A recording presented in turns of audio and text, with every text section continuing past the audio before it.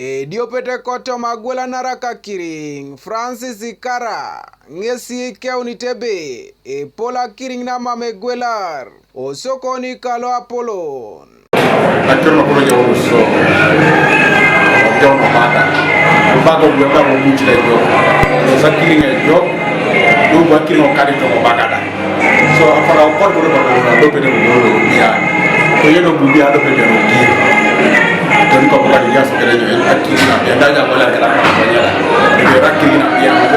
baga kije wa kiring wala ma do ni ito mona mo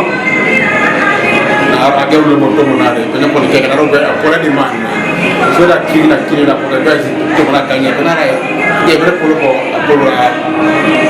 bismillah ko na akiri so ko na ayi be ke ko be ta kidale ma bre to mona ke ko ma 20 ko ngere ko yede yatakiti kara ebe duchuna eda unore baga idila kesi atere kini kedandi ngosi na gwela kai kidio konor na ara ege unete itunga aitenu ainya karidwe osomeroi bena bonga ko pade pare bana mo yoko di somero iba ke be somero ngabe ko na ba wone ko da nyama kingo ya baka jiko ka ko tundi ko kay ko e bute do sinya se se baka nyina lo se ko dai lo se ni ko ay nay mo so jawnu so kala kilo nu le jale ni sunu a pata no ko ro somero ni kilo ko kala ni kilo ko ro to la e lo sino somero fa de ko dunia re papa ke ra to e baka skiba mo da so ka ma jana a joto so isa ina sabu nu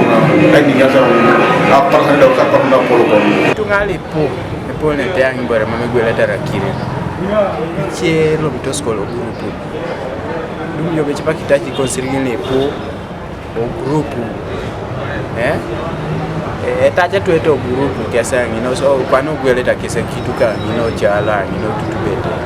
Kora kibete. So ibo rengi da yamu. E yauni buchelu gwela narete ediani.